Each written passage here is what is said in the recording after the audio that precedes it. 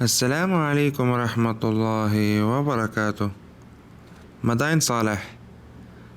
مدائن صالح سے مراد حضرت صالح علیہ السلام کی بستیاں ہیں۔ اس کا ایک نام الحجر بھی ہے۔ ببابك لن أغادر ولن أسعى إلى غيرك سأنسج بالرضا ثوبي وأشرف أنني عبد وأهتف في جبين الصبح حين يقال من ربك إلهي خالق الأكوان لا أسعى إلى غيرك إلهي فالق الإصباح أشرف أنني عبدك إلهي خالق الأكوان لا أسعى إلى غيرك۔ یہ جگہ موجودہ سعودی عرب کے صوبہ مدینہ منورہ کے علاقہ العلا میں واقع ہے، جو ظہور اسلام سے قبل ایک انسانی معاشرہ اور تہذیب ہے۔ اس قدیم شہر کے اکثر باقیات سلطنت نبطی سے تعلق رکھتی ہیں۔ یہ سلطنت کے جنوب کی طرف البترا جو دارالحکومت تھا 3000 قبل مسیح، یہاں پر قوم سمود آباد تھی۔ اسلامی عبارات اور معلومات کے مطابق قوم سمود ان کو تراش کر گھر بنائے تھے، ان کی بت پرستی اور اس پر قائم رہے۔ حضرت صالح علیہ السلام جن کو اس قوم کی طرف اللہ نے نبی بنا کر ہدایت کے لیے بھیجا، انہیں اپنے نبی کو خفیہ طور پر قتل کرنے کی سازش کی۔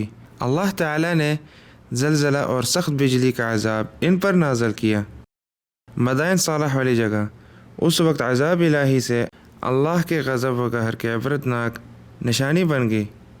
وأشرف أنني عبد وأهتف في جبين الصبح حين يقال من ربك إلهي خالق الأكوان لا أسعى إلى غيرك إلهي فالق الإصباح أشرف أنني عبدك إلهي خالق الأكوان لا أسعى إلى غيرك۔ سعودی حکومت نے اسے آثار قدیمہ سے شمار کر دیا اور اس کو قومی ثقافتی کی حیثیت سے محفوظ کیا گیا ہے۔ 2008 میں اقوام متحدہ کے ادارے یونیسکو نے اسی سعودی عرب کے پہلے عالمی ورثہ کی جگہ قرار دیا ہے۔ یہ عرب کے قدیم ترین اقوام میں سے دوسری قوم ہے جو عاد کے بعد سب سے زیادہ مشہور و معروف ہے۔ اس قوم کا مسکن شمالی مغرب عرب وہ علاقہ تھا جو آج بھی الحجر کے نام سے مشہور ہے۔ موجودہ زمانے میں مدینہ اور تبوک کے درمیان حجاز ریلوے پر ایک اسٹیشن پر آتا ہے جسے مدائن صالح کہتے ہیں۔ یہی سمود کا قدیمی مقام تھا۔ اب تک وہاں ہزاروں ایکڑ کے رقبہ میں وہ قدیمی عمارتیں موجود ہیں جن کو سمود کے لوگوں نے پہاڑوں میں تراش کر کے بنایا تھا۔ اس شہر کی آبادی 4-5 لاکھ سے کم نہ ہوگی۔ نزول قرآن کے زمانے میں حجاز کے تجارتی قافلے ان کے آثار قدیمہ کے درمیان سے گزرتے تھے۔ نبی کریم صلی اللہ علیہ وسلم غزوہ تبوک کے موقع پر جب ادھر سے گزرے تو آپ نے مسلمانوں کو یہ آثار عبرت دکھائی اور وہ سبق دیا جو آثار قدیمہ سے ہر صاحب بصیرت انسان کو حاصل کرنا چاہیے۔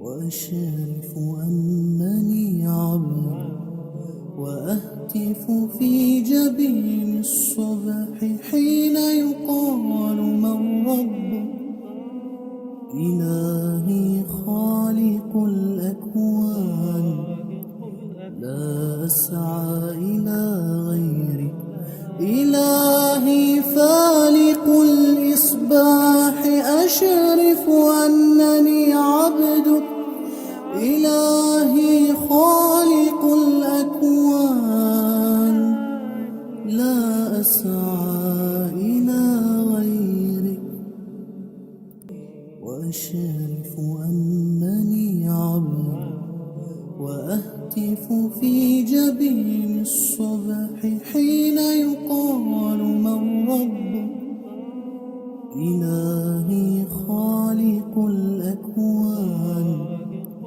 لا أسعى إلى غيرك إلهي فالق الإصباح أشرف أنني عبدك إلهي خالق الأكوان لا أسعى إلى غيرك وأشرف أنني عبد وأهتف في جبين الصبح حين يقال من ربك إلهي خالق الأكوان لا أسعى إلى غيرك إلهي فالق الإصباح أشرف أنني عبدك إلهي خالق الأكوان لا أسعى إلى غيرك وأشرف أنني عبد وأهتف في جبين الصبح حين يقال من ربك إلهي خالق الأكوان لا أسعى إلى غيرك إلهي فالق الإصباح أشرف أنني عبدك إلهي خالق الأكوان لا أسعى إلى غيرك. अब मैं इख्तितामी आता हूँ। मिलते हैं नेक्स्ट वीडियो में, तब तक के लिए अल्लाह हाफिज़। وأشرف أنني عبد وأهتف في جبين الصبح حين يقال من ربك إلهي خالق الأكوان لا أسعى إلى غيرك إلهي فالق الإصباح أشرف أنني عبدك إلهي خالق الأكوان لا أسعى إلى غيرك وأشرف أنني عبد وأهتف في جبين الصبح حين يقال من ربك إلهي خالق الأكوان لا أسعى إلى غيرك إلهي فالق الإصباح أشرف أنني عبدك إلهي